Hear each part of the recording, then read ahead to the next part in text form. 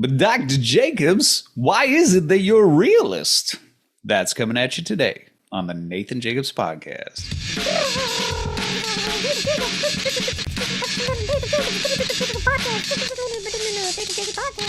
In episode 1 of the Nathan Jacobs Podcast, the inaugural episode, I actually made the case that the most important question in the history of ideas is the question of realism. I suggested that this question is a question that if you get it right, you're on your way to getting everything else right. You get it wrong, you're on the way to getting everything else wrong. And also with that, I suggested that there's a real sense in which the history of ideas itself is really just sort of two roads, right? Working out different answers to this question, right? So what is the question? The question of realism. If you haven't watched that episode, listened to that episode, you should go back and do that. That'll be important context for what we're talking about today. But I'll try to provide enough so that you can still listen to this one as a standalone. But the realism question is basically this. What it recognizes is that you and I and every other human being, we look out into the world and we just automatically begin to think in terms of groups, right? We think in terms of genera, animal, right? Species, cat. And here I'm using, genus and species, not in the scientific categorization, but in the sort of philosophical one, larger group, smaller group, that sort of thing.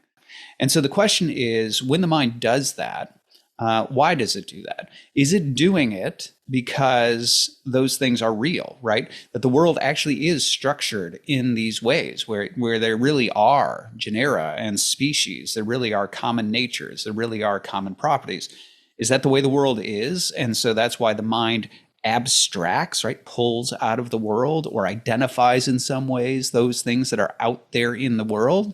If you answer that, if you say yes, then you're a realist because you're saying those are real. Those structures are real. Now, if you say like, no, they're mental fictions out there, it's all just sort of like random chaotic matter. And the mind, though, like it can't really cope with disorganized reality. And so what it needs to do is it needs to go ahead and impose an organizational structure on something that really isn't organized. If you say that, you're a nominalist. This is from the Latin word nomen for name. So you're suggesting these are just names, right? Names being put out there in the world.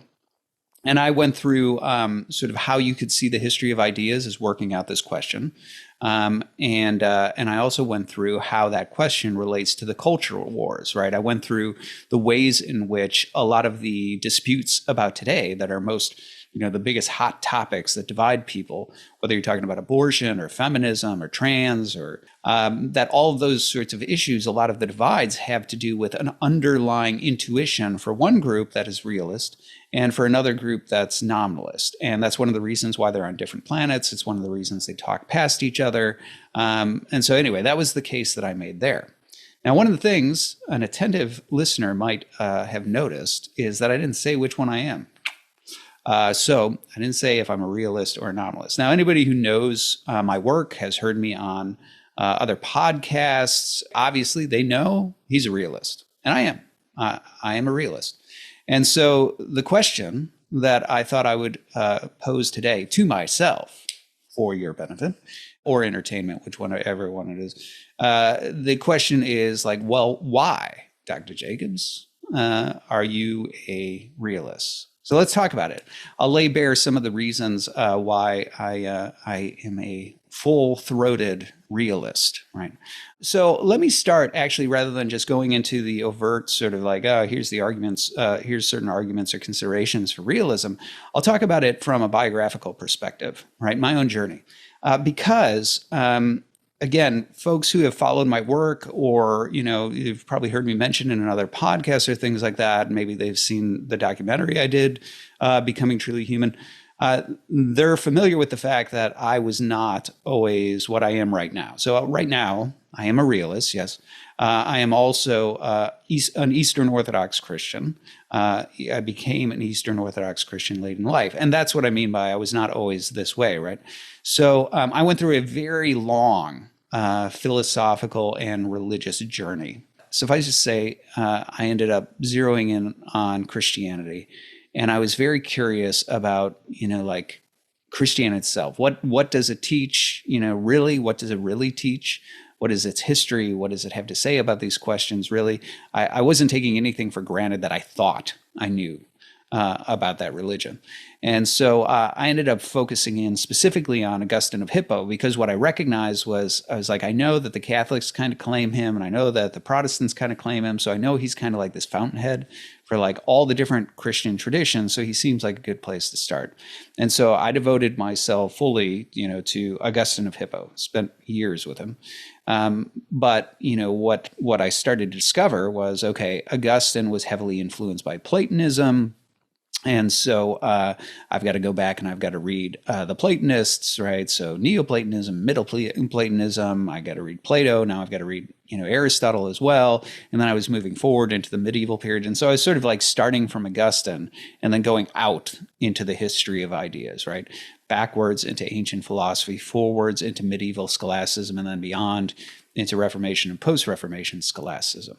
And I'll admit, when I started down that journey, I was hopeful. I was optimistic. I wanted to be persuaded of truth. Like I was like, look, I'm on this journey for a reason, right? I'm looking for something to believe, right? Something that I can be. I'm looking for truth. I want to know what is true. And incidentally, I was okay with truth being horrifying. I'll tell you, like I tended to, out of a suspicion for myself, like I was like confirmation bias is a real thing. So I was like, I'm gonna, if everybody is appalled at the idea that we don't have free will, then like I'm gonna really take seriously that possibility. If everybody's appalled at the idea that God might be a monster and, arbitrarily deal with people and, fate horrible things, like I'll consider that possibility. So I thought it was important to be honest, in the investigation, given what I wanted to find, right? I wanted to find out what is true. And so, but, I would have loved, because I had this like burgeoning philosophical impulse. I was an artist. I loved the idea of becoming Catholic. I was like, oh, persuade me of Catholicism, Augustine. This would be great, right? Because that would sort of bring together all these disparate parts of myself. And so I dove into Augustine with great hope, right? I thought, he's an intellectual giant in the history of ideas. He's tied to, well, a variety of traditions, but at least one that has, great appeal. And I thought, yeah, persuade me. But unfortunately, that investigation ended up, I became very cynical as I went, because what happened was I began to see the heavy philosophical influence on Augustine, and I was a bit suspicious of it. And the reason I was suspicious of it was because of how I saw it flower in figures, in the medieval period. There were certain things about medieval scholasticism that troubled me. And if you haven't listened to my episode with David Bradshaw, you could go and see some of those specifics as I'm recording. That just dropped today. But, like in that one, I talk about basically the reasons why I think there are major philosophical problems that emerge out of the sort of medieval scholastic philosophy. But the other thing was, I was increasingly, as I was reading and exploring religion, I was increasingly drawn to the God of the Old Testament. And the more I read about this deity, the more alien the God of medieval scholasticism seemed. It seemed like there was this God of the philosophers, right, that had emerged in medieval scholasticism that was different than the God I was reading about in the Old Testament. I saw those at odds. And so when I started reading certain German philosophers or theologians, right, I came across the historian Adolf von Harnack, and I started reading him.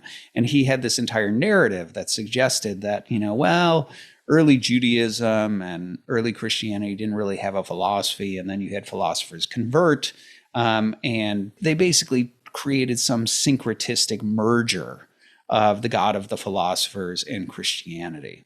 And then I started reading that same narrative in other people. Like in the German philosophers, that was actually a compliment. So in people like G. Lessing, where he talks about the education of the human race, the entire idea is that, divine revelation is just a way of accelerating us coming to realize things about the world that we could discover on our own. That was the idea with the German philosophers. They had this tendency to sort of see progress, right? That what's happening is humanity is pushing forward and its insight and so on. And so they didn't suggest that the Greek philosophers, converting to Christianity was a bad thing. They thought it was progress, right?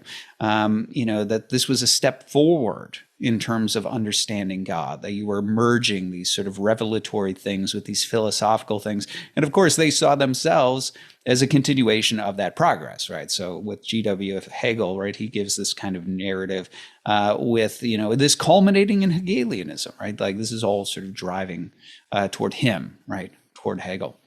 And so like they weren't necessarily saying that as a bad thing, but I also read other people who were saying it as a bad thing. So I was also reading, because I was, very open-minded about what may be true. I was reading philosophers of religion and theologians who might be proposing things unconventional, especially folks who were challenging traditional conceptions of God, right? People like process philosophers, people like open theists, if you're talking about evangelical circles, folks who are willing to say like, well, maybe God's not omnipotent. Maybe he's not omniscient.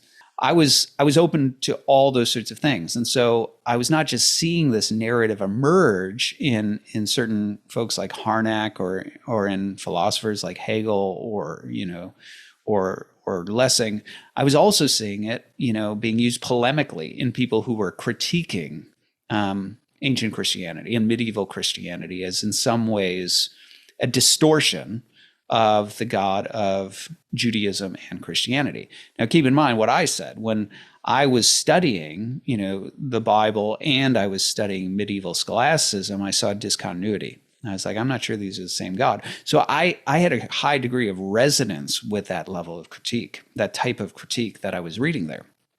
And so over time, what happened is my optimism and my hope about finding truth via Augustine and then, from Augustine to those he influenced and was influenced by, I ended up going in the opposite direction, where I became more and more cynical about historical Christianity. And I actually became, very much an opponent of it. And so what happened was I began to become highly philosophically innovative, right? Innovative in the sense of like, if you're talking theologically, right? I was a process philosopher. I very much leaned toward panentheism, the idea that God and world are an organism, right? A singular, sort of interpenetrating organism. I very much was open to the idea of rejecting traditional divine attributes. And with that, I had a high degree of cynicism about the reliability of historical Christianity, because I saw it as corrupt. With that indicted the reliability of the Bible generally, because that was the document of historical Christianity, right? Handed down to us from there. So if I can't trust the church, then how could I trust the church's document? And so I became very much, a philosophical heretic, and I knew it. I was like, yeah, like that's who I am. Let me say a little bit more about what that meant. I was a nominalist. Okay. So with that, I was very cynical. I had become pretty jaded and negative about the God of the philosophers. And as a result, had become pretty negative toward people like Plato. So I did not like realism, right? And Plato is sort of the quintessential realist. So I didn't like realism because it was just too pervasive in this whole like Greek corruption of Christianity that I saw there. And I also, incidentally, I wasn't sympathetic to it. I was too much of an empiricist, right? My inklings at that time were just like the most real stuff is what you can see and taste and touch and grab. And I don't like all this sort of like, I liked metaphysics, but I didn't like this, highly ethereal, sort of ephemeral sort of ways of thinking where we're talking about abstract ideas and all this sort of stuff. So I leaned heavily empiricist in my instincts. And incidentally, I think most people, I think it's Paul Tillich who had said like that we're sort of all natural born nominalists. I'll talk about today why I don't think that's true, that we really are, we're all natural born realists and we can't stop being realists.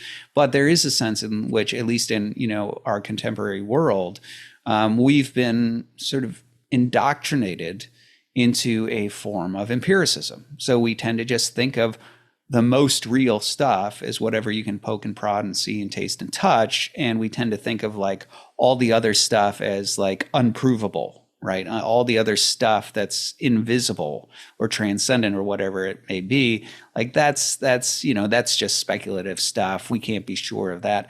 And so there's this bias towards empiricism. Incidentally, I think empiricism is indefensible.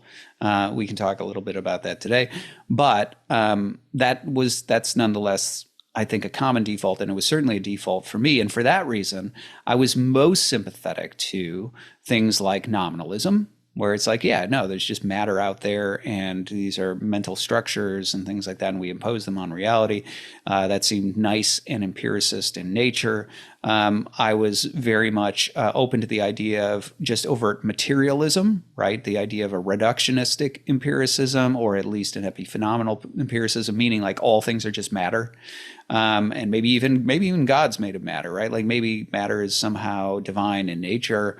Maybe the soul is made of matter, all this sort of stuff. So I very overtly and very directly leaned into that. And so all of this is context for talking about the shift that took place in me. During my master's years, while I was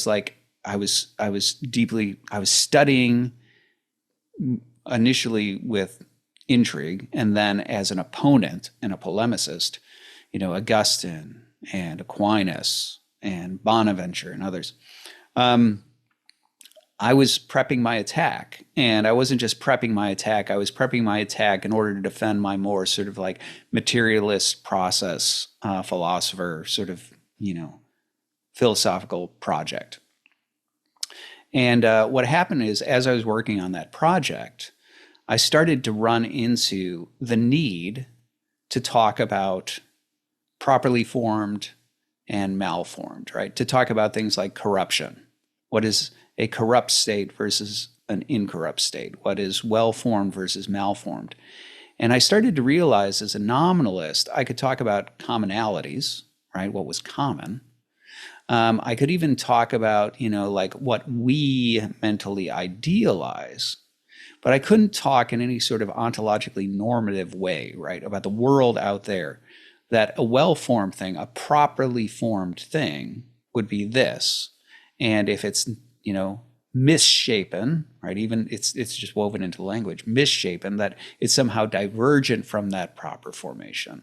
That would be malformality, or that would be corruption or something like that. But I needed to, right? Like I needed to philosophically, intellectually be able to speak in those terms. And I thought, how would I possibly, if there aren't structures out there, how would I possibly speak in normative ways about well-formed, properly formed, malformed, etc.? And I thought, well, I suppose I could suggest that God has an idea of what the thing should be. The moment that happened, I was like, I just became a Platonist. And it really was as simple as that.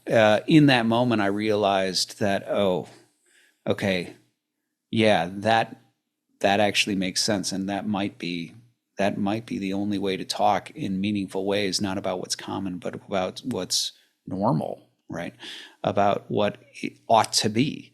And that just quickly, all of a sudden, all of my nominalism and my materialism began to unravel in my hands. And I knew, okay, I think I have to actually shift over to realism. But which one, right? And that started a whole new journey that put me down the road of, well, is it Plato? Is it Aristotle? Like, what is this realism? And I was essentially on the market. My worldview had been reopened at that point. And it was in that context where I started reading the Eastern Fathers, and I was persuaded of their metaphysics, and I became Eastern Orthodox. And of course, then my realism, the realism that I adopted, was their realism. So I'll talk, maybe a little bit about that today. We'll see if we get there. But that's sort of the biographical journey that I had, was that I really was a committed nominalist, empiricist, who over time started to see my own efforts to bolster and build that case unravel in my hands, because I realized there were just certain aspects of my worldview, certain things that I was committed to that I couldn't reconcile with nominalism. So let's talk a little bit more, here today. Let me talk a little bit more about some of the specific reasons that I think realism is important, and in many ways, I think it's largely inevitable. And you'll see what I mean about that. Let's start with epistemology. So in epistemology, you have, at least let's talk about just the difference between like hard foundationalism and soft foundationalism.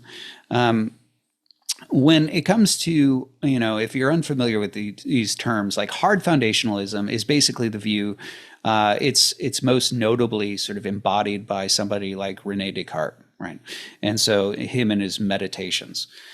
Now there's legitimate question of whether like Descartes was truly a hard foundationalist. Like he obviously has certain commitments to Christianity going into this project, the Meditations, and he has intentions of going and like paying homage to the Virgin Mary. At some at the close of that, you can read John Cottingham on that, or he talks about that in his letters.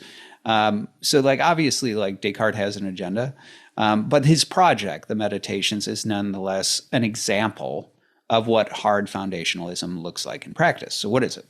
Hard foundationalism basically says, like, I'm not going to believe anything unless I have good reason to believe that thing, right? And so, what we're gonna do is we've got to strip out all the beliefs, right? We got to get rid of everything, just in case there's anything flawed or janky in there, right? You got to get rid of everything, clear the decks, and we've got to start to build a firm foundation that we know is like impervious, right? And once we have that, now we can start to see how we build the building on top of that, right? And so that's how you build your worldview. And so this is what Descartes' Meditations are all about.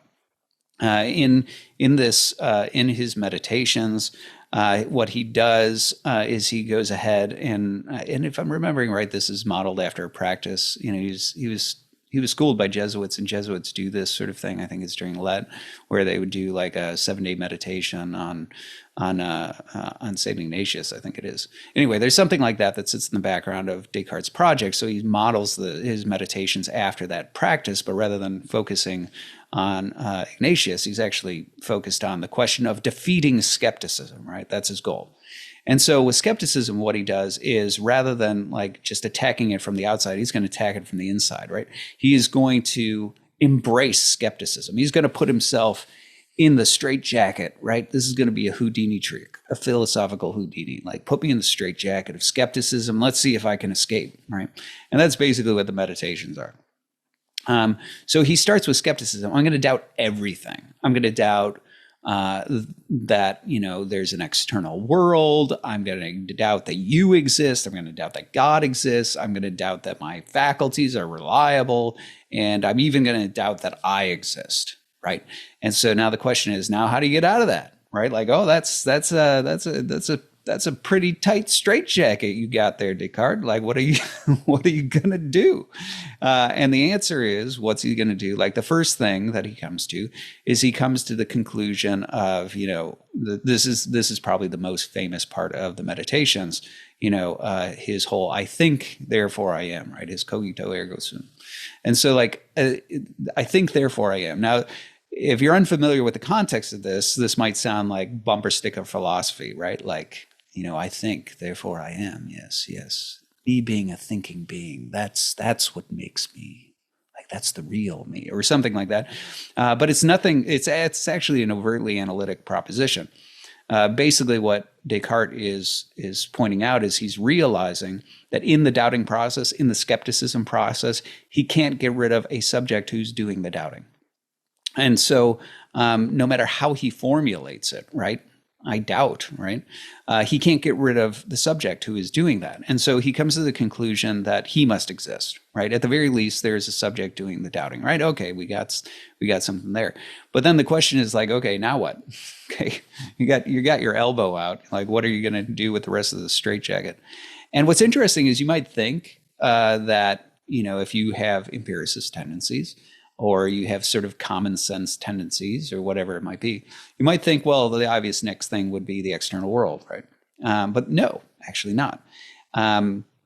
Where Descartes goes next is he actually goes to God, right? And I won't go through his particular sort of peculiar version of the ontological argument, but suffice it to say that he comes to the conclusion that like God exists, right? That he basically has, the short version is that he has a certain concept of God, and causally, that concept needs something sufficient to produce it. So he's drawing on like a medieval principle of causality here, that an effect can't exceed its cause. So if he has an idea of this infinite being, it has to have a cause. That idea has to have a cause, which is sufficient to it. And so he suggests that like this means that, you know, God, right, of the kind that he conceives must exist in order to, you know, have a sufficient cause in order to produce that idea. That's kind of like the gist of where he goes. And putting aside whether that argument works, I think what's most interesting about the argument is the reason Descartes has to go there. Descartes is very open to the idea that, you know, he's being deceived by an evil demon. Right. And so this is kind of a matrix-like scenario. Obviously, Descartes wouldn't think in terms of virtual reality and being hooked up to computers. His equivalent of it is like maybe there's just like an evil deceiver, right? Some demon, some spirit that's giving me the impression that I'm sitting here, you know, on a podcast, right? Sitting in a room in my house, you know, talking, you know, into equipment, and none of that's real. And he's just enjoying cackling and laughing at me. You know, maybe that's a thing. Now, the reason God is important in this equation is because what happens is like Descartes gets to this idea of God, and then from the idea of God, he gets to the idea that God must be good and not a deceiver. And this again has to do with classical stuff about God and about good and about evil, how evil is actually privative. So any being that was evil would be less than a being who is good, and all this sort of stuff. And so he's able to sort of work his way to the idea that there's him, there's God, who is somehow the source of at least some of his ideas. He's not still sure about you or the external world or anything like that. He comes to the conclusion that God's not a deceiver. And then from there, he's able to get to the conclusion that, well, God must be the source of my being and my faculties, and therefore, like, I can trust them, right? And so if I have these sort of clear and distinct ideas about, you know, the fact that I'm in this room, I have a body, things like that, then that's a reliable conclusion because God is reliable. Now, that's the part that I think is most interesting, because what it goes to is it goes to an important principle of epistemology. And that important principle is that, you know, if your faculties emerge out of something that is inherently unreliable and not aimed at truth-telling, then your faculties themselves become suspect. And I think that's a very important principle of epistemology. I'm not an advocate of Descartes' hard foundationalism, which is what I'll just talk about. This is why I brought up Descartes. But I just want to just pause on that principle because it's going to be one that comes up again and again and again. And incidentally, I think this is something that should be kept in mind in epistemology. This is one of the things that's actually there if you've ever come across Alvin Plantinga's argument against a naturalistic view of evolution. He actually suggests that, you know, if our faculties emerge out of just random, unguided evolution, whose only principle is survival, then there's no reason to think that our faculties are aimed at truth-telling, right? Survival and truth-telling are not always aligned, just ask a martyr. But, you know, so, you know, what happens is if you say, well, it's unguided evolution, that produces principles of mind. But that means principles of minds are really just sort of a product of a system aimed at survival, not necessarily at truth-telling. Then all of a sudden I can't trust that necessarily my faculties are aimed at truth-telling. And the end result is that maybe, just maybe, everything that I think about evolution is false, right? Everything I think about other things are false. I don't really know, right? It creates this sort of skepticism problem. Whereas if I want to trust the science and trust that science is reliable because my faculties, which are aimed at truth telling, are telling me these scientific truths, I would actually have to believe in some sort of, theistic evolution. Anyway, it's interesting, right? This principle of epistemology, the idea that, how your faculties emerge and whether they're aimed at truth telling and whether the source of them is in any way reliable for truth telling, is a really important piece of epistemology. And I think it's relevant to realism. So that's why I bring it up.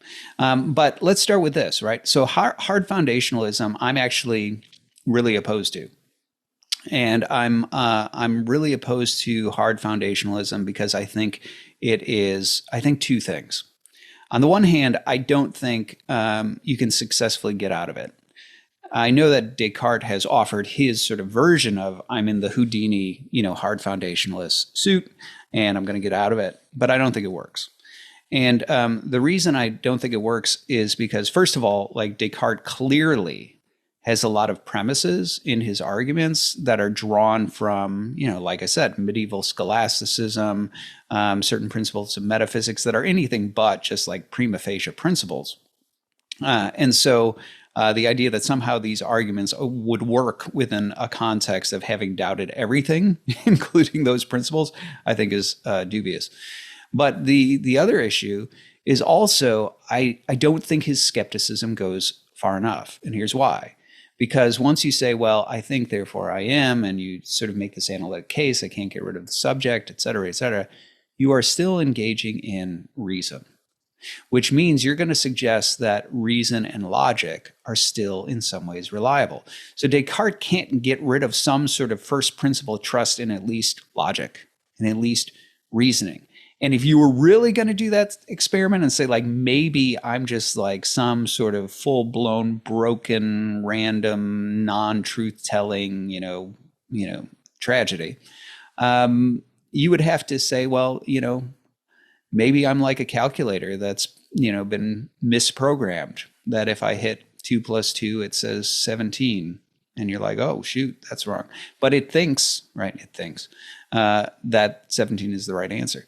I mean, if you're really going to embrace full-blown skepticism, you'd have to just sort of stop the reasoning train altogether, because reasoning itself, you're smuggling in a first principle, right? You're claiming to have gotten rid of everything, but you haven't gotten rid of everything because you're still relying on reason and logic. Incidentally, this is also why I think skepticism is incoherent, because skepticism, normally what it does is it says, like Descartes, yeah, we're going to doubt everything and we're going to get rid of everything. And here's why. And it starts to talk about, the difference between perception and the arguments, and it tries to persuade you of skepticism. But at some point, true skepticism would have to get rid of reason itself. And so the problem is, just like with hard foundationalism, it's still holding on. It's claiming to dispense with everything, but it's dispensing it while holding on to something, and holding on to something pretty significant, which is reason. So the problem is, I think it ends up in sort of a self-referential incoherence, where on the one hand, you are reasoning your way to skepticism, but your whole goal is to suggest that reason is not really reliable. And so I don't think it's really coherent. I also don't think it's livable. And so the fact of the matter is, every skeptic, you're going to sit there and you're going to make your case for why you should be skeptical. And we don't know this, that, and then you're still going to go pay your taxes. Like you're still going to, marry the person you fell in love with or whatever it is, right? Like you're still going to go and live life in a way that is not skeptical. And I think that really matters. I think a philosophy, if you're really going to say that a philosophy is true, if you're really going to say that you embrace a philosophy, you have to be able to embrace it, truly embrace it in some sort of lived and practiced way. And I don't think skepticism can be lived. I don't think hard foundationalism can be lived, because you're going to do things like, aside from whether or not the project is viable, which I don't think it is, hard foundationalists inevitably are going to start to have weak points where it's like, really, how firm is that foundation on that rational principle that you have? How much are you going to really investigate all the things that you have in your belief sets? So I think inevitably what starts to happen is even hard foundationalists, even if they claimed to be a hard foundationalist, they're going to start to compromise and they're going to live in a different sort of way. So I think both of those are just dead ends. And that's one of the reasons why I tend toward a soft foundationalism. I have a tendency to embrace, right, my faculties. So I recognize that it's inevitable that you need first principles, right? There are certain things that just from engaging and developing a worldview and beginning to live, you just have to sort of accept as first principles. And one of those things that I just accept is, the reliability of, my faculties, that my faculties are in some ways properly functioning and aimed at truth telling. Like, that's where I start, right? And so that's why I'm not really sympathetic to skepticism. I don't engage in that because I don't think it's a good first principle. Because inevitably what I'd have to say is, in order to get skepticism off the ground, I would have to still hold on to the reliability of reason. Well, if I'm going to hold on to the reliability of reason, why do I just hold on to the reliability of like logic and argumentation, but not like the other aspects of reason? So it seems like an oddly myopic and selective form of skepticism. So that's where I start with the full blown, like I'm just going to embrace the reliability of my faculties unless I have very, very good reason to start to doubt them. So there are certain times when you're like, I think a certain feature of my faculty is going, right? I think maybe there's something wrong with my eyes where they're not quite focused the way they should, or with my ears. Like, that's perfectly legitimate. But the starting point is, unless I have very good reason to think that, the starting point is that I presume I have faculties aimed at telling me true things about the world. Okay, so that's admittedly where I start. Now, why would that be relevant to realism, right, as opposed to nominalism? Well, notice what I'd said about what realism is about, right? What is the question that realism is addressing? Basically, are these structures that the mind inevitably starts to identify and think in terms of, are they real or not? Well, the fact of the matter is, right, as I said, the reason that question emerges is because it's automatic. You and I and everybody else, who is every other human being who has ever been born into this world, just inevitably defaults to that. We think in those terms, and we can't stop thinking in those terms. In fact, we can't stop perceiving in those terms. Here's something to note, right, for all of those empiricists out there. We have a tendency to say things like, well, I see in front of me, right? Like I look over and I see a microphone, right? That's what we say. We talk like that, like the eyes are doing it, but that's actually not true. What happens is I glance over and my eyes give me a bunch of information related to light and shadow, color information, things like that. And, but it's my mind that like instantaneously recognizes this here is a microphone, that's a stand, that's a table, that's a chair, right? And it automatically just like separates all of those things into different species of things. And it does it so quick that, we don't even think about it and we credit the eyes, but it's actually not the eyes, it's the mind. And so our mind, we think in those terms, we perceive in those terms. And here's the thing. If I told you I just see objects that aren't there, right? Like I see unicorns that just come up and talk to me. I hear people talking to me in the walls or whatever, and, there's nobody in the walls. If there were that disconnect, what do we call that, right? And the answer is you call that crazy, right? Somebody has, and this is assuming, of course, there's not really an invisible unicorn that you can see that nobody else can see. I'm saying like you actually see things that aren't there. We call that crazy. Why? Because we recognize it's a malfunction. Your faculties are aimed at telling you the stuff that's there. So if there's an object that's not there that your faculties keep on insisting is there, we identify that as a corruption, as a malfunction, as something that's gone wrong in your faculties. Why? Because of discontinuity with reality. Okay. That's what crazy is. So notice that if nominalism is true, my faculties nonstop tell me false things about the world. The fact that I look out into the world and my mind tells me that there are multiple species of things, some of which have common properties, some of which are common species, et cetera, means that my faculties are telling me something false about the world. Maybe something useful, right? But something false about the world. When I begin to reason, right, and I begin to think in terms of groups, my mind is dealing in fictions, right, in groups that aren't real, right? Unless, of course, realism is the case, right? And so I think the first thing to recognize is that if I'm going to embrace properly functioning faculties, if I'm going to say that my faculties, my mind, my reason is aimed at telling me true things about the world, and I can't dispense with, I can't stop, won't stop, I can't dispense with the idea of species and genera and common properties. It's just automatic to how I perceive, to how I think, to how I reason. Well, then I have to also embrace that those things are true about the world. Otherwise, what's happening is my faculty is telling me a myriad of falsehoods constantly. So if, like me, you're an advocate of properly functioning faculties, I think you should be an advocate of realism. Like, I think that naturally follows from it.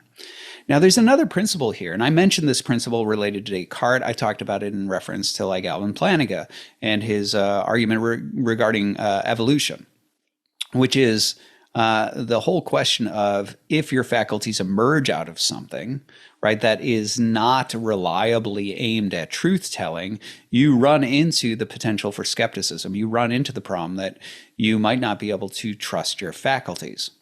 And incidentally, as a side here, if your instinct is to say, well, what's wrong with that? Maybe we can't trust our faculties and so on. The problem is you're still reasoning to that conclusion, which means you are trusting your faculties. So it's still an incoherent position.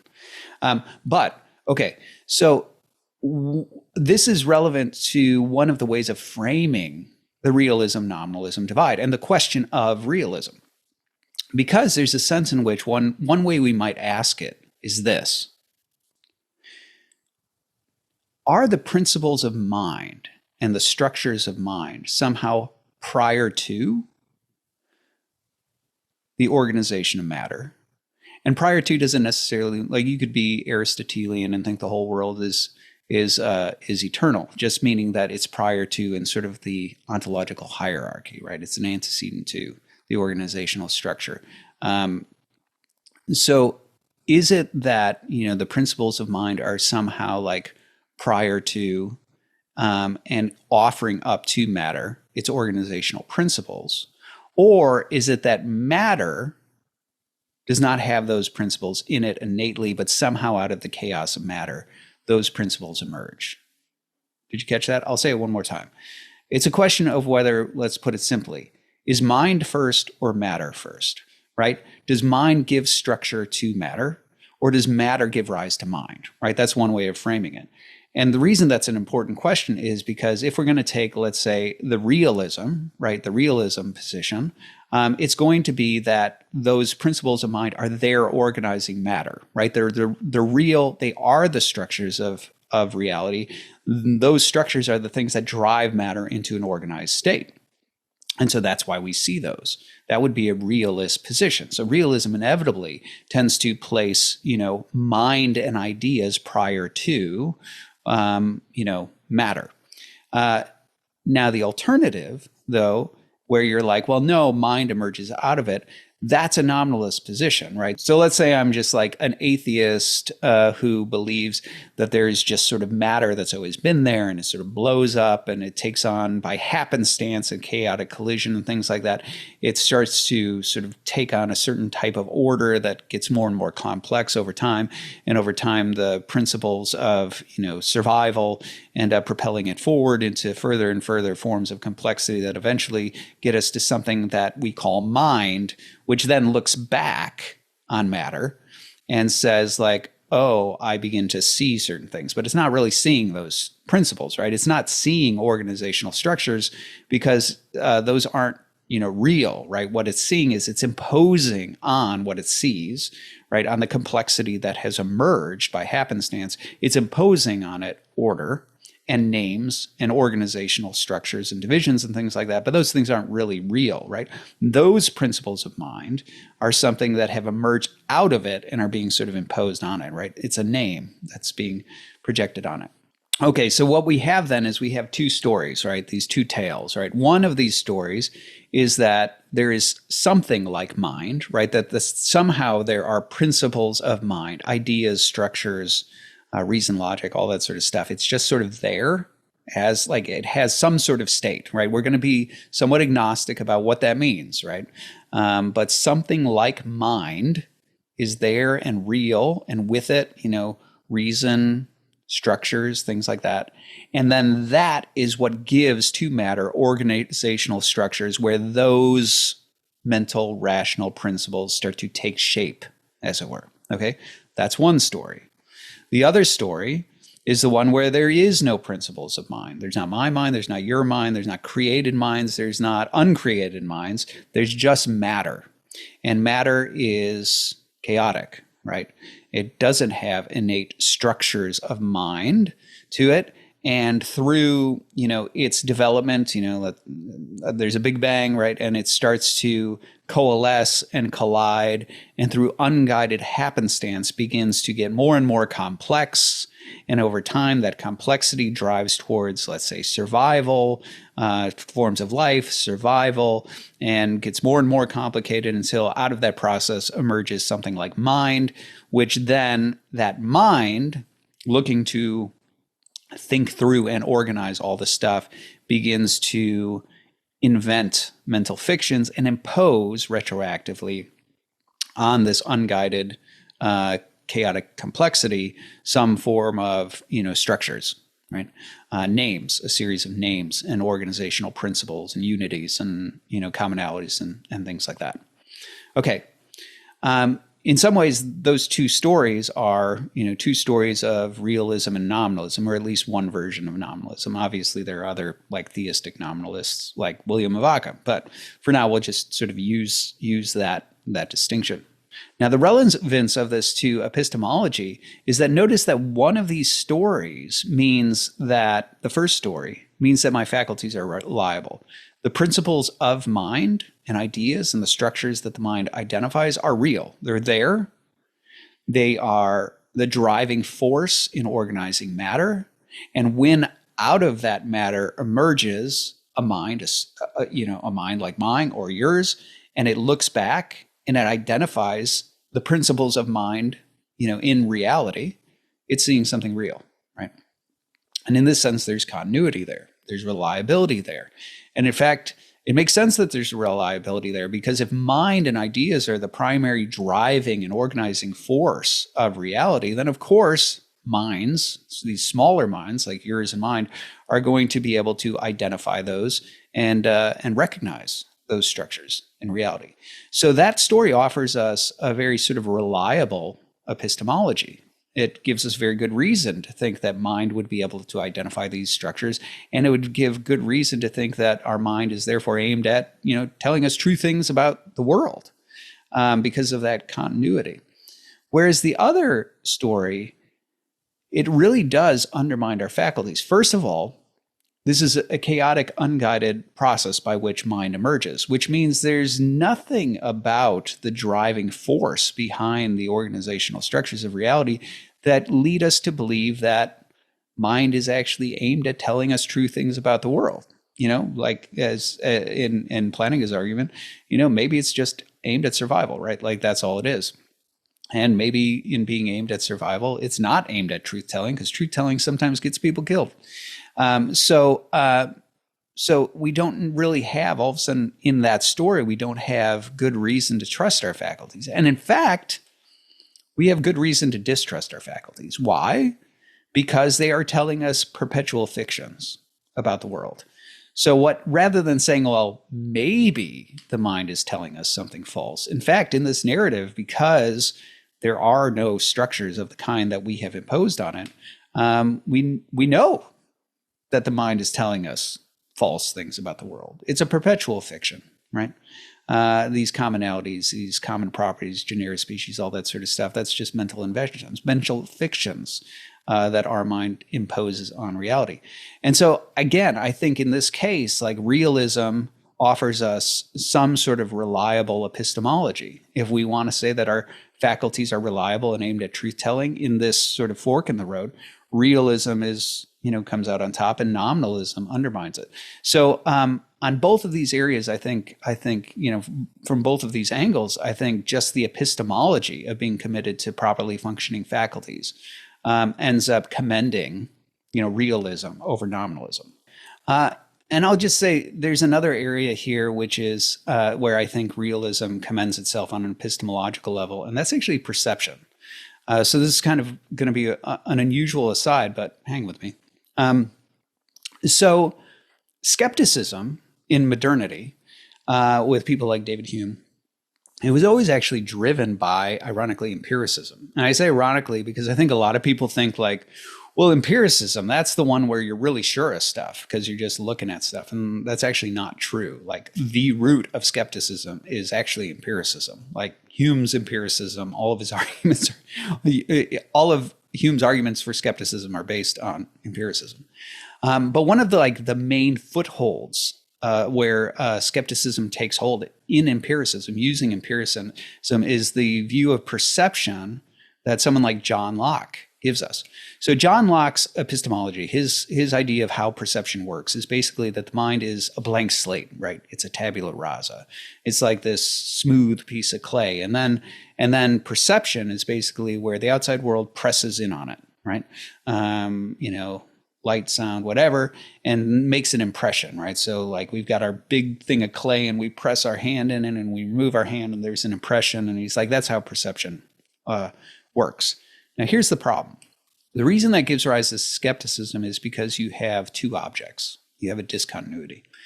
I have the object outside of my mind. Let's say it's my coffee cup, right? And so I've got my coffee mug here. And I have the mug itself. And then, according to Locke, I have a replica, right? So my mind, makes an impression on me through, touch, through, taste, through smell, through seeing. And all of those things end up producing this mental replica of the object. Now, skepticism comes along and says, well, how do you know?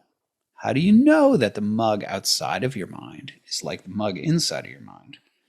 And it's the inability of you or me to step outside of our own mind and look at the object in the replica and say, continuity. It's our inability to do that that ends up becoming the foothold of skepticism.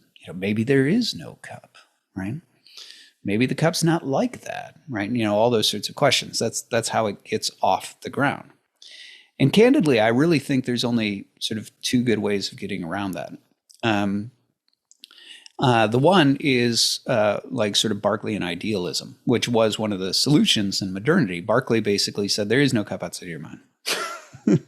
Berkeley's like, look, there's God. God makes, and he's a mind, right? That's all he is. And then he makes other minds. That's you and me. And then what he does is he puts into those minds, he gives them access to a mental world. So basically, Berkeley, not that he would have this as a reference, though he would have loved this, I'm sure, virtual reality, right? Virtual reality, we all know it's just programming the world you're sort of looking at through your Oculus or whatever. It's not real, right? Like that's not a real world, right? That's a digitally like sort of fabricated world. But it gives the impression of some sort of dimensionality and all these sorts of things like that. But that those are not real objects, right? It's this digitally fabricated world. And Berkeley thinks that's basically what the world is. Like God makes a bunch of minds, and then he gives us, he's the, what we might call like the program, right? Like the programmer, right? Who gives you access to this virtual world. And so, basically Berkeley would say like right now, when I grab this cup, I am holding God's ideas, right? Like this is just a sensation, a set of sensations, just like in virtual reality, the computer's giving you that. God is giving me access to his ideas with this mug. And then like, when I do that, I just tasted God's ideas. So that's Berkeley's approach to try to solve that, right? Because now we got rid of the two objects, right? We've only got one left. And so voila, skepticism solved. And I do think that is one way of doing it, right? But I think the problem is that intuitively we have a sense of things being outside of us, of them being out there. And so I think the other solution to skepticism, which is much better, is realism.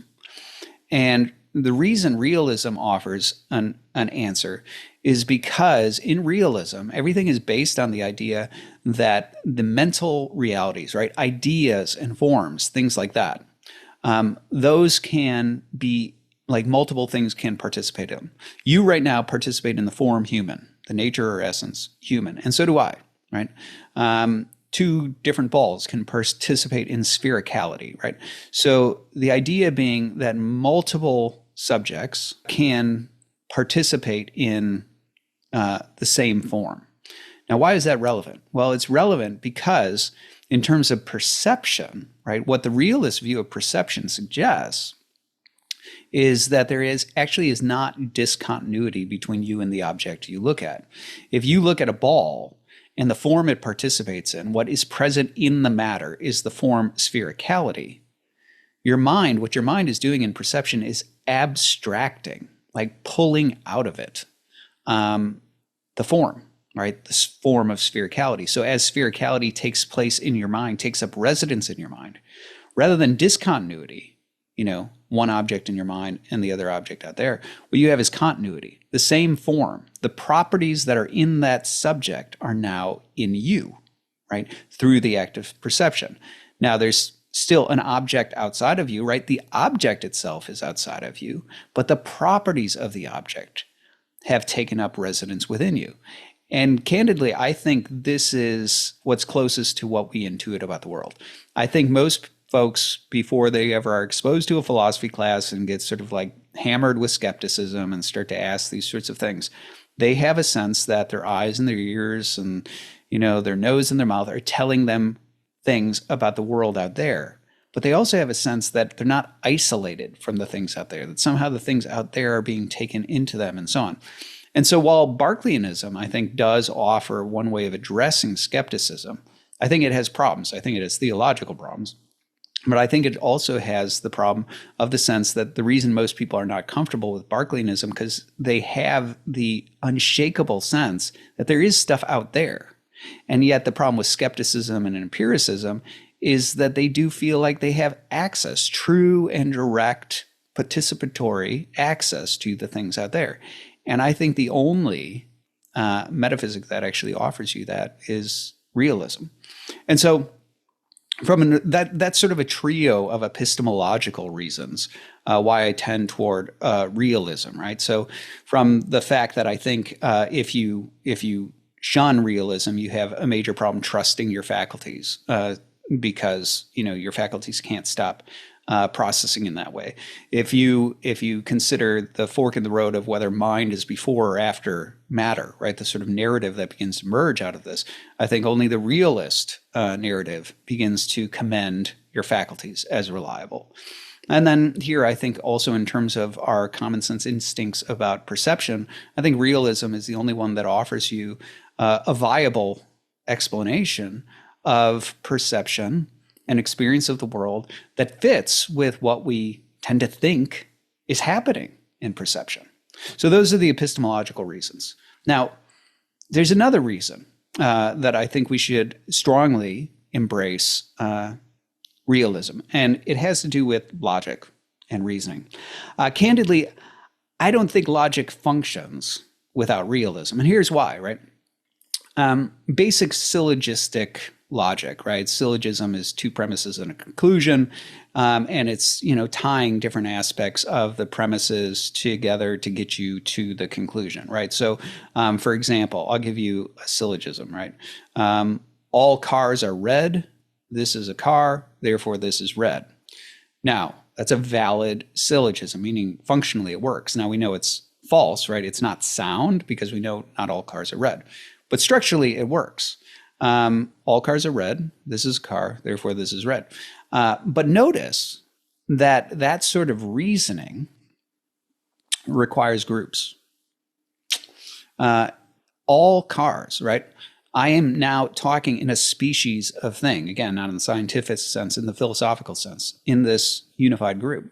I'm identifying an abstract property, red, right? That can be in multiple objects.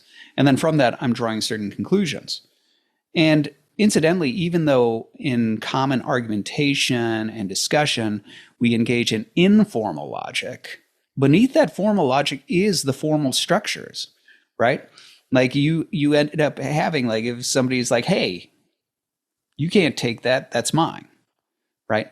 There's all sorts of buried premises that you can unearth that have to do with the idea of property and, property rights and things like that, or fairness, right? Like I gave you some of my orange, you should give me some of yours, right? There's some sort of underlying rationale having to do with fairness. And once you start getting into those underlying principles, if you actually unpack them, what you find is you'll end up in syllogistic logic.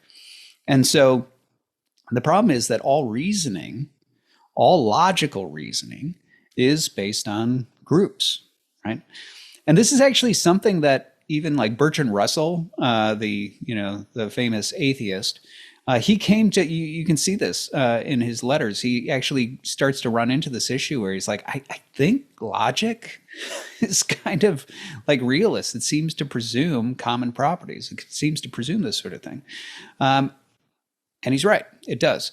And in fact, this is one of the reasons why I think nominalism inevitably ends up arguing against itself. So let's say you and I are nominalists and you start to come to me and say like, yeah, but Jacob's here, I don't think realism can handle metamorphosis. And so here's the case for the problems related to the butterfly or, like whatever, right? You make your case and be like, okay. All right. Now, the problem is like, even if, what you're raising, right? Even if this case seems reasonable, the problem is you're using reason, right? Like as you're sitting here and making your case, you're making a series of rational arguments based on groups, presuming that those groups and their interconnection tells us something about truth. That's a realist methodology that you're utilizing there. And so I think inevitably, there's something that is just, I think there's something inherently contradictory, right? Self-referentially incoherent about the idea of arguing for nominalism, because it inevitably starts to be a utilization of realism in its case against realism. Okay, so what are the ramifications of this? I mean, I'm sure anybody who's sort of been paying attention and looking at when I talk about these sort of two narratives, right? Something like a mind being prior to and organizing matter, inevitably the natural ramification is something that is godlike, right? And this is actually exactly what happens in all the ancient philosophers, right? This is one of the reasons why, of course, if you're a Christian and you've read the Gospel of John, right, you're familiar with in the beginning was the Word or the Logos, right? And the Logos was with God and the Logos was God. I mean, that's already well trodden territory in the ancient world, right? I believe it's when Plato talks about, Socrates, right, via Plato, talks about the first time he read, I think it's Anaxagoras, and he talks about the thing that really delighted him was the idea that Anaxagoras attributes all things, all the organizational principles to mind, right, to nous, right, this capital, new, in his case, capital M, right, mind. And this becomes a sort of common principle, right? Heraclitus talks about the organizational principles of reality, right? Even though he's known for his talk of flux, right? The idea that you can't step into the same river twice, and that flux is sort of the innate nature of things. He had he saw organizational flux, right? It's all in motion, but it's in motion in a rational and organized way, since hence he talked about the logos, right? This sort of rational principle that orders it, that pervades all things.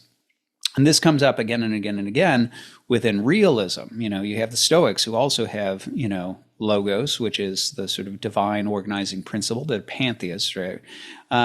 But then you have with the Neoplatonists, you also have nous, right? The divine mind and all this. So this is a really common principle in ancient philosophy. And then it's also a principle that's there in the Jews, right? With their wisdom literature. So anybody who's only read like Proverbs, right, knows about the character of wisdom in Proverbs. But what they might not know is that wisdom literature, this entire genre, wisdom is always a character that shows up and is somehow birthed by God and somehow like is the principle by which God organized the world, right? So the Jews saw the same sort of thing going on there. So when John starts talking about the logos that, is in the beginning with God and things like that, his audience has a very clear understanding of what's going on here, right? The idea that you're talking about the divine rational organizing principle of nature. And so this is the natural ramification of realism. If you're going to say that somehow, right, these organizational structures are omnipresent, right, and they're immutable, and they're just kind of there, right, organizing matter, even when matter comes into being and passes away, they're just there, like math, right? Like it's just everywhere present and filling all things. You naturally start to say, well, whatever this pervasive principle of mind is, whatever this organizing rationality to nature is, it's godlike, right? Like it's godlike. Now, we're still made of questions at that point, right? Because the question is, well, is this organizing principle, distinct from the world, theism, or is it the world itself, like in Stoicism, pantheism, right? Is it sort of both? A little bit of us is God and it's not, right? Like, so the overlap, the substance question of how much do God and world, or this mind and world, we'll call it God, overlap, still isn't answered by realism, but it naturally emerges. The question of what is the relationship between our mind and the mind is an unanswered question, right? Is it that we are a divine spark, and this is sort of like a mini like piece of God within me, so that we're sort of like in Neoplatonism, or is it more like the Jews and the Christians, where we're just sort of a small image, right, of a replica of the divine mind, and that's why we recognize it, right? There's that sort of thing. There's all these questions about like whether or not this being is conscious. Right now, I'm inclined to think, of course, right, mind, self-awareness seems to be a major feature of mind, but also questions like, does this, mind, is it free? Is it personal? Right? Does it intervene in the world? All those sorts of questions. So there's all these questions that get you straight into theology. Right, into the question of the relationship between mind and world, right? The mind and world, between whether or not the mind is free, whether it's relational, whether it's personal, whether it intervenes or not. And now you're in the thick of philosophy of religion, right? Like these are the questions that pervade the history of ideas in the area known as philosophy of religion, as well as in theology and things like that. And so, but nonetheless, that's what you're driven toward, right? Like C.S. Lewis, he talks about this. I believe it's in Mere Christianity, where he talks about these sort of roads of the world emerging from something like a mind or not, right? And I think in terms of that question, right, that basic question, before you get to all the questions about what God is like and does he reveal himself and all those sorts of questions, just the basic question of does the world emerge from something like a mind or not? I think all of these features that point toward realism all point in the answer of yes. It emerges from something like a mind. And candidly, I don't think there's any getting around that. And here's why. I give you, rather than jumping straight into the point that I want to make here, the argument I want to make here, let me start with a different sort of analog. So when I would teach philosophy of religion and I would get to like the proofs for the existence of God, And yes, if you're unaware that there are proofs for the existence of God, there are many of them. And so I went through some of the proofs for the existence of God. And one of them that I talked about was the argument from contingency. So if you're unfamiliar with this, the argument from contingency is pretty straightforward. It basically says that like you and I and all the things around us are contingent, meaning we are beings who are like dependent upon something else. Our existence is dependent upon other things. So my existence is dependent on my parents. It's dependent on there being conditions like sufficient to support a life form like me. You know, like there's a host of contingencies, right? My parents meeting, right? Their parents meeting, right? There's contingencies upon contingencies. And the point is that contingency, an object or an entity or whatever you want to call it, that is contingent always has a referential sort of status, right? If it is contingent upon, right? That's what it means to be contingent, right? And so its existence points to and depends on something else. And the problem is if you have this contingent thing and you point to something else that's also contingent, like my parents, right? Now they being contingent, you know, their existence points to something else, right? And so what happens is you have this sort of stack of contingency upon contingency upon contingency. And the argument from contingency suggests that can't just go on ad infinitum. There has to be a baseline, right? There's sort of like the famous story about this is where like one Greek says to another Greek, he's like, what does the world sit upon? And he's like, it's on the back of a turtle. And he's like, and what is the turtle standing upon? He's like, another turtle. And he's like, what is that turtle standing upon? He's like, whoa, whoa, whoa. Let me slow you down there. We'll just cut to the chase. It's turtles all the way down. And obviously we find that absurd, right? You have to get to something for them to stand on, right? For that to make sense, right? It'd be similar if you were like, oh, right, like this stick is pushing, a ball, right? Like in pool. And you're like, oh, what's pushing the stick? And you're like, no. Don't worry. The stick is infinitely long. Yeah, no, that's not going to answer the question, right? There actually has to be some sort of ground to the contingencies. It has to arrive at something that has an explanation for its existence in itself. And so I'd go through that line of reasoning and I would ask my students, does anybody disagree with this? Like, is there anybody who doesn't believe this argument? And they'd look at me with furrowed brow and say, like, of course, they're atheists, right? And I was like, yeah, but do atheists really believe that? And I would point out to them that I was like, well, matter cannot be created or destroyed, right? That's one of the principles. Now, that's not demonstrable. Like, you can't demonstrate that, but it's presumed. Right. And so in some ways, how the atheist tries to avoid the infinite regress is they arrive at something, right? You just have this matter that's there. It doesn't come from anywhere. And so we don't have to offer an explanation beyond it. And then with that, what happens is we start to actually suggest that matter has within it the necessary potentialities to bring about all the stuff. Right. And so before you know it, as you start reasoning your way through matter, as an atheist, you actually just deify matter and you turn matter into, as Aquinas says, and this all men call God. And so you somehow end up deifying the underlying principles of the cosmos.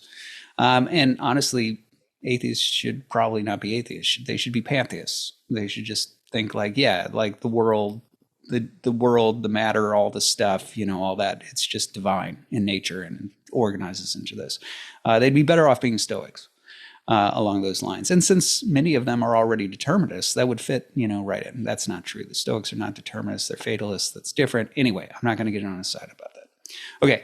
Now, the reason I bring that up is because I think there's another area in which a similar sort of thing happens with regard to realism. Keep in mind, right, like that I gave you two stories earlier, right? I had this one story where there's something like a mind. And it begins to provide organizational principles to matter and so on and so forth. And then I give you the alternative one, right? The alternative nominalist, the non-theistic nominalist one. And I'm not going to talk about theistic nominalism here in this today. But like I'm just going to use, the non-theistic nominalism, where what you have is you have matter which does not have organizational principles of mind, and it begins to, in an unguided fashion, develop and collide and coalesce and get more and more complicated and drive forward, and eventually out of that emerges mind. Now, here's the thing. Is that second narrative possible, right? Now, you might think, well, sure, it's possible. I mean, like, there's all sorts of atheists who believe in like the Big Bang and evolution and think it's all unguided. They don't believe in fine tuning. They don't, they don't think that there's any sort of divine principle to it, et cetera, et cetera, et cetera. Okay. But here's the problem that I have with this. So what we're offering is a theory of chaos, right? A theory of unguided, unstructured, primordial matter without principles of mind that somehow, by happenstance, in an unguided way, begins to develop and get more and more complex and produce things, okay? And eventually produce mind, which looks back on it and invents these. Okay, here's the problem. I don't think there is a coherent way of articulating a theory of chaos. That would be my claim. Because let's just say we're talking about, matter that is moving forward and colliding and coalescing and whatever, right? The problem is it's still envisioned as matter moving in accord with certain physical laws. It may be unguided motion, but it's not random motion, right? It's actually presumed that there are certain underlying principles of math, principles of physics, physical laws.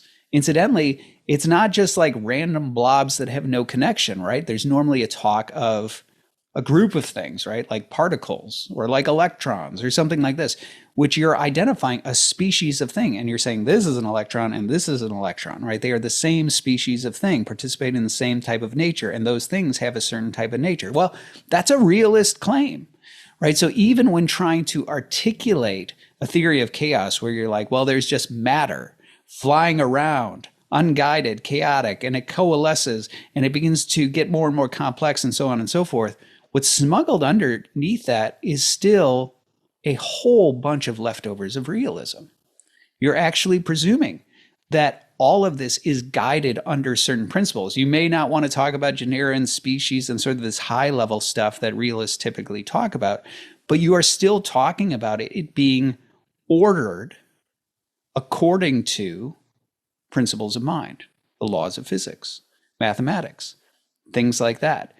That is not actually unguided. You still have mind underneath and behind it, prior to it, driving it forward and ordering it as it goes. You also have common species, because you're not just talking about every little bit of matter is its own unique snowflake because it's all chaotic and there are no such thing as common properties.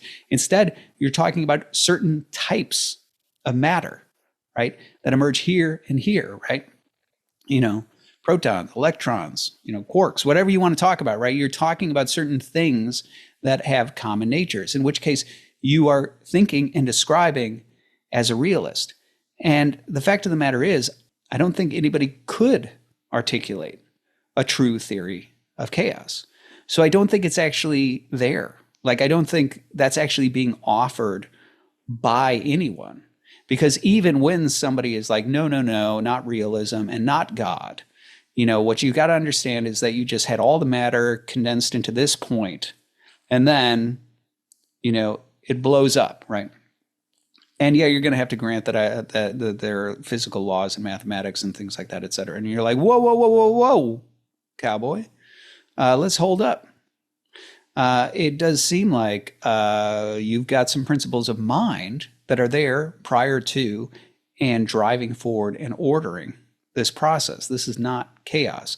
And it is not matter void of mind, where principles of minds follow after. Rather, these principles of mind, these ideas, these abstractions, are already present. They're baked in. And so this is one of the reasons why I think even when people try to argue for a nominalist framework or an atheistic framework, they inevitably just sort of smuggle in, like they try to sort of shrink down and keep in a small enough form in the back closet, right, certain elements of realism that they just can't get rid of. And you can't get rid of him because it's just baked in, right? It's baked into how we reason, how we think, how we see the world and all that. And so I actually don't think there's any way of coherently articulating or defending a true sort of anti-realist, sort of like nominalist view that does not have mind prior to driving forward and organizing matter. That's my claim. Okay, so where does that leave us? All of these things begin to converge around something. As I said, it's the same sort of something I talked about before. It begins to converge around some sort of like mind that is prior to and organizes and drives and orders, the material reality. And that's going to be, theism or pantheism or panentheism or something like that. Our mind is either going to be a spark of this mind or it's going to be a replica of it of some ways, but that's going to be the reason that our mind can identify these things and abstract them and, think about the world and reason about the world and identify the structures that are there, because the structures that are there are inherently, mental. They're inherently rational sort of structures. So I think that's where it drives us to. But as I said, you're sort of left with like a host of questions, right? Should I be a Stoic, right? Should I be a Neoplatonist? Should I be an Aristotelian? Should I be a Jew? Should I be a Christian, right? Like there's all sorts of questions. And so we could naturally go from like, well, why are you a realist, Dr. Jacobs, to why are you a Christian? But that's like a totally different long discussion. I'd like to reframe that question in a way that says, why as a Christian, as an Eastern Orthodox Christian specifically, but why as a Christian am I a realist? And so I'll wrap up by talking about some of the reasons that I think being a Christian generally, and then also being an Eastern Orthodox Christian naturally sort of commends realism. First of all, I do not buy into in the least the idea that there's any kind of, antagonism between reason and revelation. So if you're talking about this popular trope of like faith versus reason or something like that, like I think that's totally ridiculous. So no, I don't think that's the case. And so I do think that reason is a reliable faculty by which to discern true things about God, true things about the world, but also true things about God. I'd actually mentioned earlier that I had entertained all these sorts of possibilities. Maybe God's a moral monster, maybe we don't have free will, et cetera, et cetera. And actually, in some ways, because I came to the conclusion that there needs to be some sort of continuity between the mind, which is the most godlike thing about me, and God himself, that's part of what drove me to certain conclusions regarding divine goodness, regarding divine justice, regarding free will, and certain things like that. I won't go into those arguments here. But suffice it to say, I do think reason is an extremely reliable tool in discerning true things about the world. Now, I do think it's also fallible, right? Obviously, we can make mistakes in our reasoning, and so reason is not infallible. And this is where I think there's a complementary relationship between divine revelation, which, yes, I believe in divine revelation. I believe that the mind is not just self-aware, right? Like you and I are self-aware, but it's also personal, as you and I are personal. It's relational. That's all reflective of the divine mind. I think he is free, right, and makes choices. And so with that, I also think that it's true, right? Like what the religions of the world that believe in a personal deity who shows up and interacts and who speaks and reveals and relates is quite right. I think that's true. And so I do believe in divine revelation. I am not a deist, right? Deists being those who think that God just sort of makes the world and then doesn't intervene in it in any way, shape, or form. So I think that's true. And for that reason, I think when the philosophers look out into the world, and I believe that they are images of God, not divine sparks, and they begin to recognize in the world the divine mind. They begin to recognize the logos or the nous, right? Or Sophia, right? They recognize this sort of organizational structure about it. they are recognizing the Logos, the second person of the Trinity, the Son of God, who John talks about in the prologue of John. I think that's true. And so I think there is, I think that is a genuine deliverance, right, of reason, that you are discerning true things about God. The relationship, however, that I see between divine revelation and reason is that divine revelation offers guidance, right? It helps us discern where our reason may have gone wrong. So if we're sort of going through the, our equation, so to speak, if we'll use a math analogy, we're going through the equation and we've gone wrong, right? And we find out what the answer is, like we can sort of go back and start to look at where did we go off the rails. So I think it does that. I think it also tells us new information, right? Things that, we wouldn't necessarily be sure of, right? There would be no reason just from reason alone to necessarily presume that there's a resurrection from the dead, for example. And so the idea that God might do that, is something that can be revealed there. But also, I think you see this in a practical way, in a very practical way in ancient philosophy. So just to take one example, which I've published on before, it's interesting that in the ancient world, the realists spent so much time thinking about generics, right? This idea of forms, the form of, square or circle or human or whatever, these commonalities, that they really weren't quite sure how to formulate a theory of the individual. And it didn't get as much time or attention. And all you get is some speculation, right? Like Aristotle's like, I don't know, I think the individual is where you run out of predicates, right? Like, the Stoics toy with maybe there's some sort of idiosyncratic, property that sort of it makes you, and distinguishes you from others. But there was just sort of like there was not a super robust philosophy of the individual. It's actually because of the revelation of the Holy Trinity and of the Incarnation that the Christians had to actually delve pretty deeply into the question of what is an individual, right? And the things that they knew about God because of divine revelation were things that provided them guidance, right? It eliminated certain things. The individual, if the Trinity, for example, is actually three subjects, then a subject, right, a person, cannot be a product of matter. So to just say that the person is a product of material instantiation or is a lump of matter or something like that would be false, right? Because here we have an example that's contrary to that.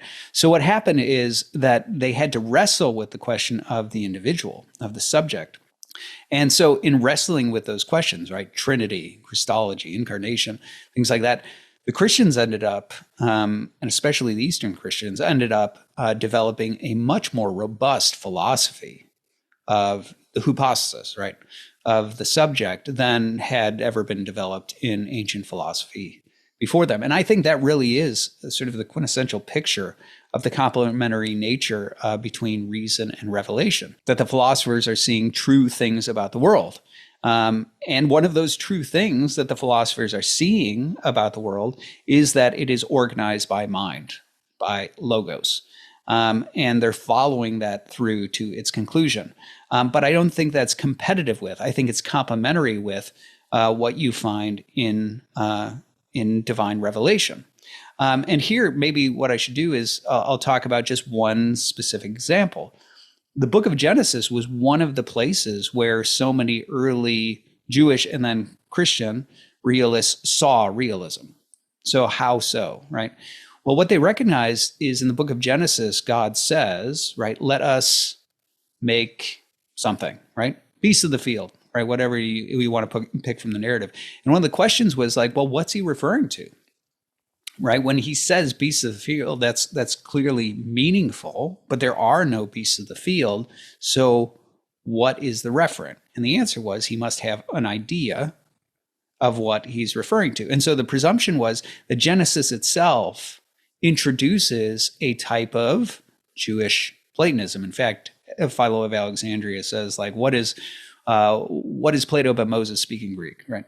And so the idea was they were like, look, in Genesis, what you have is you have God thinking of things and then speaking them into being, and then there being a material instantiation of those things. And they're like, so realism is right?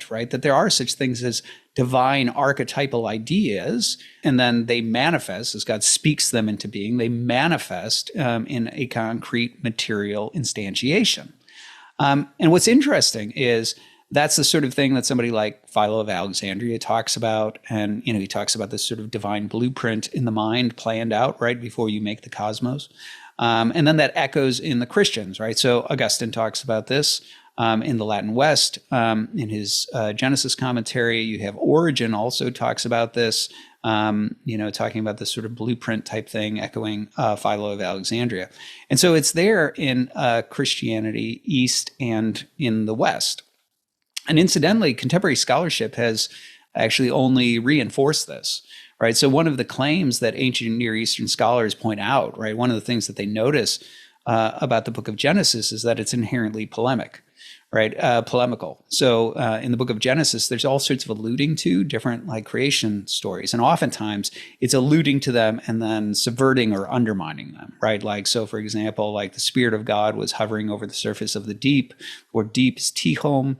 And that sounds an awful lot like Tiamat, which in the Memphite or in the Babylonian creation myth, you have, Marduk, the son of the sky god Anu, who goes and gets the four winds and goes and does battle with Tiamat and kills Tiamat. And then the earth is like on Tiamat's dead body, right? So like Genesis is sort of alluding to that and showing them that their God does not go to war with another deity in order to sort of, claim territory, right? So there's this intentional contrast, right? Alluding to and then contrasting. But there is a place where, the Genesis account, rather than refuting, it actually echoes and endorses. And it's actually in all of this, let there be, let there be, let there be, right? And this is an echo of the Memphite creation myth, where you have the god Ptah, who has archetypal ideas, right? He thinks of certain things that he wants to make, and then he speaks them, and then the creator god Atum looks at the ideas and then makes replicas of them. And you see that in Genesis. You see it not only in the speaking, you even see it that there's at least one or two places in Genesis where it's in the imperative, right? And so God commands and then God obeys. And so that's sort of like Trinitarian type thing happening there. And it's very much an echo with that Memphite creation myth. And so in general, what you saw like Alexandrian Jews seeing the echoes of Platonism. You saw Christians seeing this sort of Platonic thread in there. And in many ways, you actually see in the Memphite creation myth this sort of early sort of Egyptian, sort of proto-Platonism. And incidentally, if I'm remembering correctly, Clement of Alexandria actually suggests, I believe he actually suggests some sort of tether between, sort of Platonism and Egypt. So anyway, all of this is sort of a fascinating sort of common convergence, right, around this idea of divine ideas that's there in the ancient world. And it shows up in the biblical account. And then the church fathers, Latin and, Greek, begin to recognize it there as well as Alexandrian Jews recognizing it. So I actually do think it's there in the Christian scriptures. I think they're right to see that there. So on the one hand, I think I see a complementary relationship between reason and revelation. And so the fact that reason commends realism is something that I think I take seriously as a Christian, right? Because I do believe that the world is ordered by the Logos, right? On the other hand, also when it comes to revelation, I think revelation commends realism, Genesis being one such example of that. The third thing, and I'll just sort of close with this one, I think actually Christianity is historically, confessionally committed to realism. So this is a stronger claim than just saying some of the church fathers were realists. The church fathers were realists. And so like that's true. Latin church fathers like Augustine, and then, Greek church fathers like, Gregory of Nyssa, these are all, these are realists. So that's true. But I would actually offer the stronger claim, which is played out. Anybody who's familiar with my academic publications and have looked at my articles on like Eastern patristic metaphysics, you'll have already seen this. But presuming that most people listening to that have not read those articles, basically this is the case that I make there, and I believe this quite firmly. The Aryan dispute if you look at the Aryan dispute, one of the things that you see is that there is a metaphysical undercurrent to that dispute that is not incidental to it. It's essential to it, right? So one of the things that happens is, like in the Aryan dispute, for anybody unfamiliar, Arius, the heretic Arius, his heresy was that he was suggesting, well, the Son of God is a creature, right? So what you have is you have God the Father, who is like the God, right? Like that's God, right? And then he decides that he wants to have a son, right? And so he ends up creating a very powerful, very godlike creature that we call the Son of God. And so according to Arius, like God the Father and God the Son are of two different natures, right? God the Father is like God in the supreme sense, and then God the Son is a creature who came into being. There was a certain point where God was not the Father, and then he chose to become a father, and so he created the Son. And now we have this very powerful, very godlike creature that we call the Son of God. But he is of a different nature, right? He is homoiousias, right? This becomes the term that, homo versus homoi in the Greek, having to do with like God in nature, or same nature, as God the Father. That was the dispute between Arius and Athanasius. So Arius was saying they are similar, right? The Son of God is very similar. He's a very godlike creature. Whereas Athanasius came along, he's like, no, that's not what the scriptures teach. That's not what we received from the apostles. He is God, right? He is of the same nature as his Father. Okay, so that was the dispute. And that part, a lot of people are familiar with. And they're familiar with the fact that what comes out of this is the Nicene Creed. We get the first draft of the Nicene Creed at the Council of Nicaea, 325.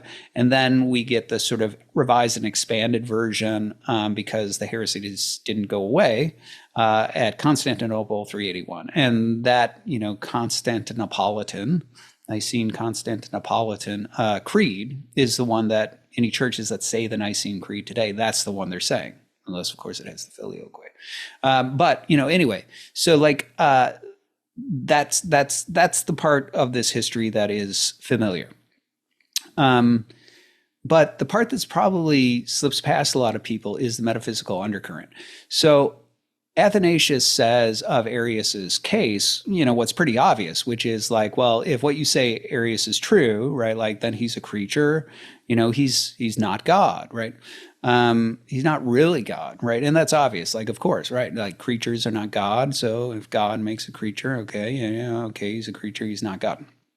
But Athanasius says a lot of other stuff about the ramifications of Arianism that don't make sense unless you understand the metaphysical side of the dispute. Incidentally, this dispute and the study of this dispute was how I got into Eastern patristic metaphysics in the first place. Basically, Athanasius starts to say a host of things like, if he is created, then he is mutable, meaning he mutates.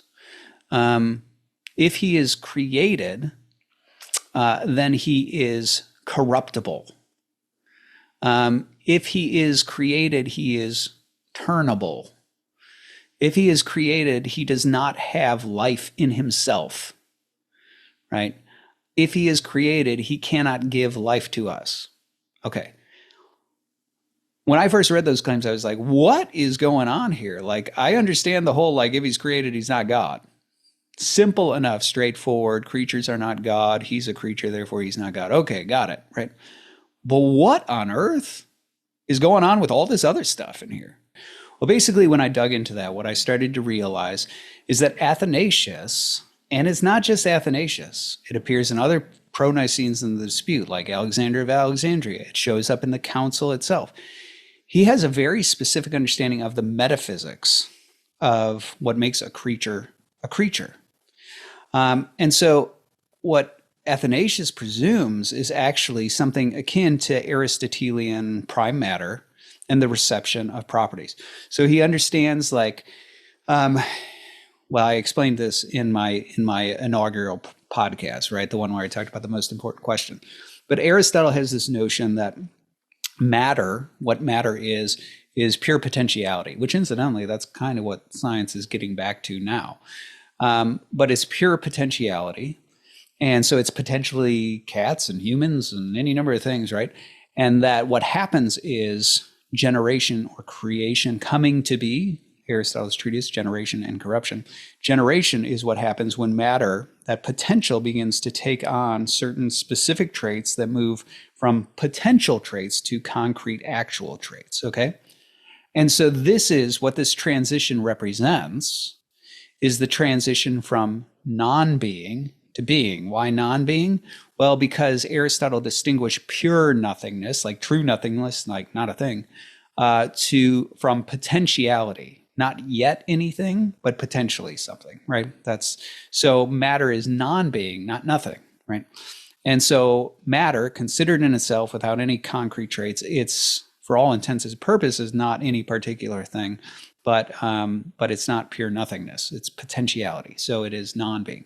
So this is the movement from non-being into being. It's the movement from potentially something to concretely something. So what Athanasius and the other pro-Nicenes presume is they actually presume that generation, that a creature, what a creature is a being that possibly could exist and then moved from a pure possibility or potential into a concrete thing, right? So what makes you and me a creature is the fact that there was a time when we did not exist, but we were possible. And then that potentiality, that possibility concretely manifest. And that is a transition. Now, why is this relevant? This is relevant because what that means is that every creature, why is a creature necessarily mutable? Well, every creature is necessarily mutable because what it is, by definition, is something that moved from non-being, possibility, to being, actuality, right? Which is a transition. It's a change. Aristotle establishes this in his physics. And so if the Son of God is created, right, this is Athanasius's point contra Arius. If he's created, then he moved from a possible being to a concrete actual being. That means he mutated. The first moment of his existence is a shift. It is a mutation. It is a transition from potential to actual, or from non-being to being, right? That's what it is. But then also what Athanasius is doing is he's pointing out, well, beings that do that, right? You and I, as beings that don't necessarily exist, like we could exist, but we don't necessarily exist, can also retreat from existence. We can cease to be, right? Because there's nothing necessary about our existence. And that's what Aristotle calls corruption, right? Generation is you move into being. You can also retreat out of being. And so he's like, look, if the Son of God is created, then he is changeable. He's mutable because that was the first act of his existence. But that also means he's corruptible. He could retreat from being because he doesn't necessarily exist. Also, the turnable. I said turnable. That's because these are two different words, right? Mutable, right? Aleotos versus treptos, right? So aleotos means like you become something else. That's mutation. But he also talks about treptos, which is turning, right? So you and I, we can like choose to do the right thing and do good things. But because we are morally changeable beings, we can also turn away from the good, right? We can go from a good person to a bad person. Amongst the things that change in us is not just our height or our weight, right? Or our color, but we can also morally change, right? And so this is where he talks about like that your Son of God, Arius, he could turn away from God and become evil like the devil, right? So he becomes morally turnable. He talks about that he doesn't have life in himself. This is an important concept in the sense that the early, like the Eastern fathers, like Athanasius, they understood immortality and life and the gospel, like what is offered to humanity is not a magic trick where God just says like, poof, you're immortal, so you'll never die. But rather it is a partaking of God. I don't have time to go into this. David Bradshaw and I talk about this again in that podcast. But they presume that God alone is immortal because that's what St. Paul says. And yet God will sometimes gift to a creature his immortality. So you partake or participate in him, and through partaking or participating in him, you know, you can attain immortality. Well, Athanasius is like, well, That's why the Son of God came into the world, to give us his immortality. But if he's not God, then he's not innately immortal. He doesn't have any life to give us. And so anyway, like Athanasius walks through all the ramifications. And if you look at these ramifications are related specifically to a committed metaphysic, right? And incidentally, this committed metaphysic they think to be biblical, right? You see it in St. Paul, right? Where he talks about God who calls the being as not, or the non-being as being, right? He's using that. It's in Philo's Genesis commentary. This was sort of a ubiquitous, sort of realist understanding of generation and corruption that was just sort of there in their understanding of what generation, metaphysically, what generation is, and then had informed their concept of what God is by contrast to the creature and what the creature is. And so without understanding that underlying metaphysics, it's hard to actually understand all the things that are being claimed within the Aryan dispute. Now, why do I bring that up? I bring that up because that metaphysic that Athanasius had was not just being utilized, it was presented as Christian. And it was echoed by people like Alexander of Alexandria as just obviously Christian. And incidentally, it ends up being echoed in the council itself. So in its decrees and in its anathemas and things like that, it is really sort of codifying this realist commitment, right? That there is a realist Christian metaphysic that's there. And incidentally, Arius had a different metaphysic. So at some point in the dispute, he's actually trying to figure out how to pivot and save his position from these critiques. And I think it's Eusebius of Caesarea that recommends to him. But he's basically he pivots. At one point, what happens is Arius is trying to figure out how to sort of shift and rescue his position. And he pivots to say, well, I don't think the Son of God derives existence from matter. He also says, well, maybe the Son of God is immutable, because that was part of the worry, right? So he's not corruptible, and it's just because God makes him that way. And what's interesting is they didn't say, okay, you've got a different metaphysic than us. I can see how in your metaphysic you could say that, but we wouldn't say that. But like, as long as you're saying that he's immutable, it's fine. It's actually not what they say. They actually suggest that that's impossible. In other words, the metaphysic that they're working with, right? They're judging that claim from Arius where he says like he's created immutable. So in saying that, they're actually advocating realism in two ways. The first is the obvious way that I already talked about. Underneath that, they're saying this is the Christian metaphysic, like what we're describing about generation and corruption and the underlying metaphysics. Like this is what we received from the apostles. This is, Christianity. This is the Christian metaphysic. They're claiming that, and they're codifying it in the council. So on the one hand, it's like, they're advocating that metaphysic as part of Christianity. But also another place where you see realism in that claim is the claim that there are certain things God can't do. So the traditional Christian view of omnipotence is not that, God can do anything, like as in any nonsense you might spew out of your mouth, but rather God can do anything that's a thing.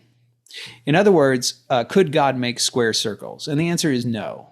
The term square circle is a contradiction in terms, right? So you're saying an object that has four sides of equal length and four right angles and doesn't have a flowing circumference because of its four sides and its right angles and all the rest, but an object that also simultaneously also has a flowing circumference and all points are an equal distance from a common century and doesn't have four sides or right angles because of its flowing circumference. That's just word salad, nonsense, gobbledygook, right? You're not saying anything meaningful. And as C.S. Lewis pointed out when he talks about this, nonsense remains nonsense even when we talk it of God, right? And so in this sense, like, the traditional realist claim is that the logical structures, the structures of mind, of reason, of contradiction, are actually features of reality. And so a formal contradiction, like square circle, is not a thing, right? It's not that it's a thing out there that God lacks the juice to bring about. It's that it's just not a thing, right? It's nonsensical word combinations.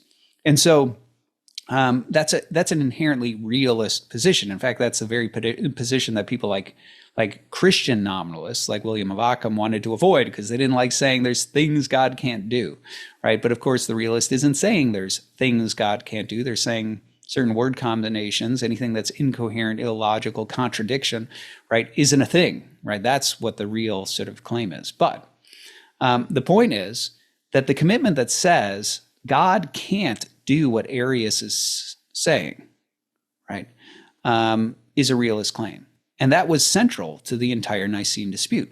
They were saying, like, God can't create a second God, right? Why? Because a creature is not God. And so you're offering a contradiction for God to do. God can't create an immutable creature. Why? Because what a creature is, by definition, is something that moves or mutates, right? Transitions from, potentially something to concretely something, from non-being into being. So to talk about something that mutates but is immutable, right, is nonsensical contradiction. And so you see it actually twofold, right? Both in the pro-Nicene commitment that they have a realist understanding of omnipotence, and that contradictions are beyond the bounds of omnipotence, but also in then the underlying metaphysics of God and creatures that sit there within the dispute. And incidentally, that doesn't go away. It's not like a polemical tool during the Aryan dispute that then ceases to be. Rather, all of those claims and all of those metaphysics continue to be echoed in the Eastern Fathers after them. It continues to play an important role in the Christological disputes. And so I'm convinced that Christianity is not a metaphysically neutral religion. It is a deeply metaphysically committed religion, and confessionally so, right? The pro-Nicene faith of the Christian faith, which is the only ecumenical creed, right? Like the pro-Nicene faith is a faith that has metaphysical commitments, that believes that Christianity is actually metaphysically committed. So there you go. That's why I, as a Christian, specifically an Eastern Orthodox Christian, am a realist, right? I believe that reason and revelation are complementary, and I think reason points in the direction of realism. I think revelation itself, divine revelation itself, like in the book of Genesis, includes realism or presumes realism, presents realism, reveals realism. And I think historical confessional Christianity, specifically of an Eastern Orthodox kind, which is kind of have, but in general, like early Christian historical Christianity, was confessionally committed to realism. Okay, there you go. That, ladies and gentlemen, is why I am a realist. I'm Nathan Jacobs, and this is the Nathan Jacobs Podcast.